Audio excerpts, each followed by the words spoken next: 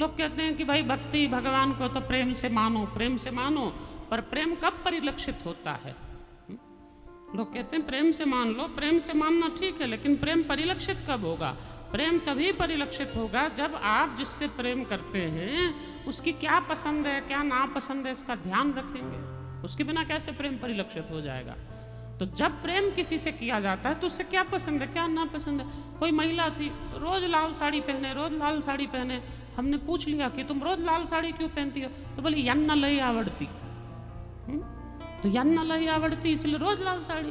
तो इसका मतलब क्या हुआ कि पति को लाल रंग प्रिय है, इसलिए पत्नी रोज लाल साड़ी पहनती है। तो जो पति को अच्छा लगता है वो पहनती है, जैसा पति को अच्छा लगता है वैसा सजती है, जो नहीं अच्छा लगता वो नहीं करती, तभी तो प्रेम प्रकट होता है। तो इसी प्रकार से भगवान से भी प्रेम करने समय जिससे हम प्रेम करें, जिस स्वरूप से हमारा प्रेम है, उस स्वरूप को क्या पसंद है।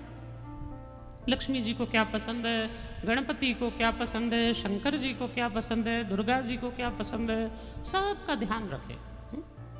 किसको क्या पसंद है, जिस देवता की पूजा कर रहे हैं उसे क्या पसंद है। शंकर जी को क्या पसंद है, बोलिए ना।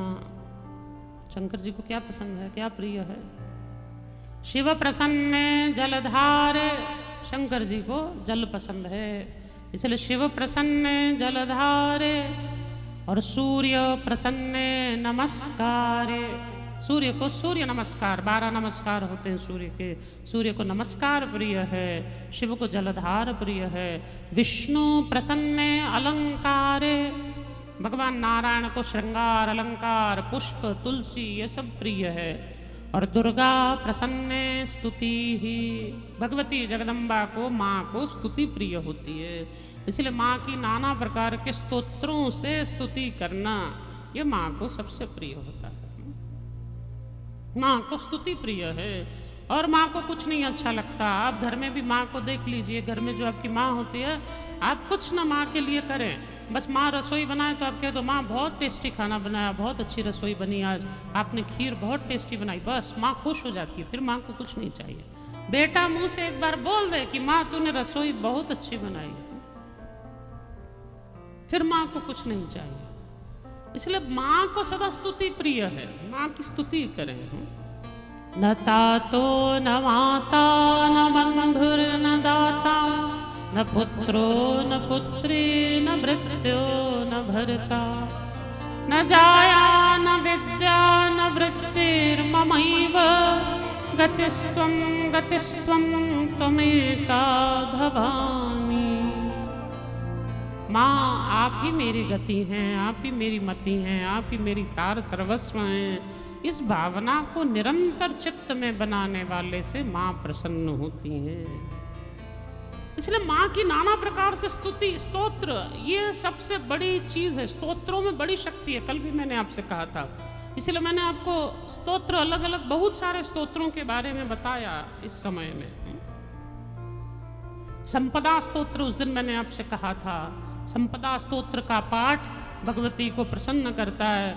कल मैंने आपसे पाप नाशक स्तोत्र की बात की थी, जो पापों को नष्ट करता है। उस दिन मैंने आपसे नवनाग स्तोत्र की बात की, शनि के नियंत्रण के लिए मैंने आपसे दशरथ कृत शनि स्तोत्र की बात की।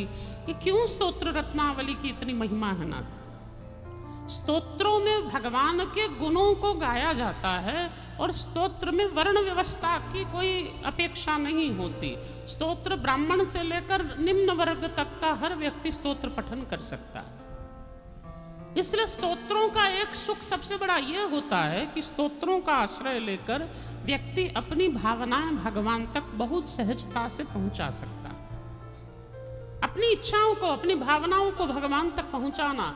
इसलिए हर स्तोत्र में ही स्तोत्र को सिद्ध करने का उपाय बताया हुआ होता है। जैसे शिव दरिद्र नाशक स्तोत्र है, तो दरिद्रता का नाश करने के लिए शंकर भगवान का भी आश्रय लिया जाता है। इसी प्रकार साक्षात भगवान विष्णु और भगवान शंकर ने भगवती लक्ष्मी की स्तुति कर कर लक्ष्मी दरिद्र नाशक स्तोत्र ब्रह्मांड पुराण में गाया। तो लक्ष्मी दरिद्र नाशक स्तोत्र बहुत सुंदर स्तोत्र है और साक्षात भगवान नारायण ने इसको प्रणयन किया। नारायण विष्णु ही इसके ऋषि हैं स्तोत्र के। अब भगवान नारायण ने जब दरिद्र नाशक स्तोत्र का प्रणयन किया, शंकर भगवान के साथ मिलकर आद्य शक्ति परा भगवती माँ लक्ष्मी के गुणों को इस स्तोत्र के माध्यम से गाया, तो स्तोत्र की फलश्रुति में बताया कि दरिद्र से दरिद्र व्यक्ति भी यदि इस स्तोत्र का 6 महीने तक त्रिकाल संध्या में पाठ करता है, यानी दिन में 3 बार पाठ करता है, तो उसको लाभ मिलेगा।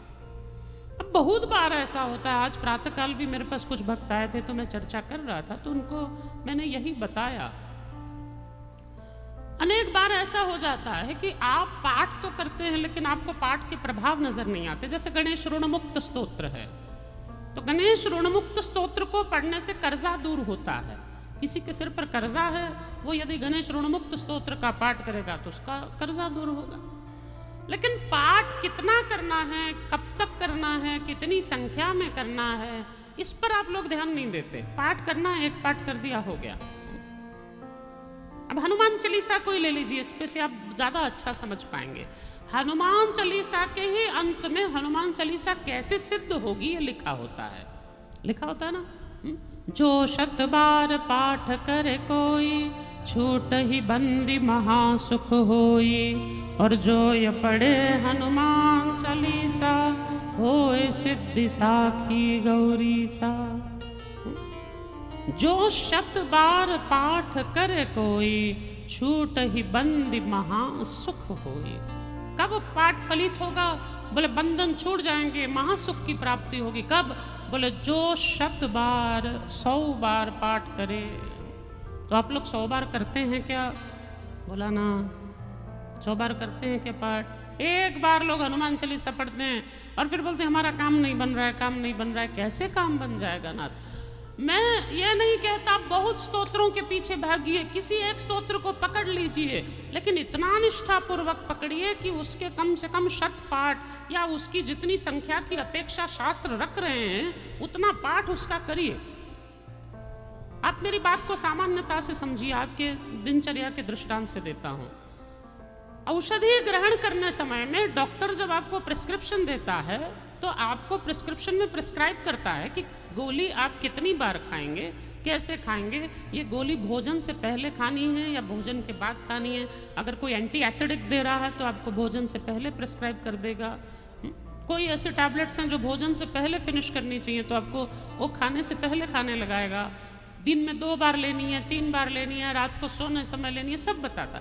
अब आप गोली तो ले आएं लेकिन जैसे डॉक्टर ने बताई वैसे न खाएं तो गोली असर करेगी क्या? बोला ना, फिर गोली असर नहीं करेगी। इसीलिए गोली का असर आने के लिए गोली जैसे डॉक्टर ने बताई है, जिस समय जितनी मात्रा में जितने अनुपात में बताई है उतने ही अनुपात में लेने पर औषधि काम करती है। वैद्य जैसे आयुर्वेद में भी कोई औषधि ऐसी है जिसको घृत के साथ सेवन करना है, कई औषधि ऐसी है जिसका मधु के साथ सेवन करना है, कोई शहद के साथ, कोई घी के साथ, अलग अलग विधि है। तो जो औषधि जैसे बताई गई वैसे सेवन न करने पर वो औषधि अपना प्रभाव नहीं दिखाती। इसी प्रकार स्तोत्रों को जैसे बताया है वैसा सेवन न करने पर स्तोत्र अपना प्रभाव नहीं दिखाते। आप गणेश संकटनाशक स्तोत्र पढ़ते होंगे, बड़े से बड़े संकट में काम आता है। कितने लोग गणेश संकटनाशक स्तोत्र पढ़ते हैं? हाथ उठाइए। एक, केवल एक। और गणेश संकटनाशक स्तोत्र कितने लोग पढ़ते हैं? प्रणम्य शिरसा देवं गौरी पुत्रं विनायकं, भक्तावासं स्मरे नित्यं आयुष्कामार्थ सिद्धये। पढ़ते हैं? प्रथमं वक्रतुंडं च एकदन्तं द्वितीयकं, तृतीयं कृष्णपिंगाक्ष गजवक्त्र चतुर्थकं। तो इसमें क्या बताया? इसमें बताया अष्टभ्यो ब्राह्मणेभ्यश्च लिखित्वा य समर्पयेत्, तस्य विद्या भवेत् सर्व गणेशस्य प्रसादतः। यदि कोई इसका लिखकर 8 बार विद्यार्थी 8 ब्राह्मणों को दान देता है तो उसको विद्या की प्राप्ति होती है। अष्टभ्यो ब्राह्मणेभ्यश्च लिखित्वा य समर्पयेत्, इसको लिखकर 8 ब्राह्मणों को देने से विद्या की प्राप्ति। तो विद्यार्थी को अगर विद्या चाहिए तो वो 8 बार इस स्तोत्र को लिखकर अगर 8 ब्राह्मणों को देगा तो उसको विद्या की प्राप्ति होगी। संवत्सरेण सिद्धिं च लभेत नात्र संशय। 1 साल अगर कोई निरंतर स्तोत्र का पाठ करता है तो उसको फल की प्राप्ति होती है, उसको सिद्ध हो जाता है स्तोत्र।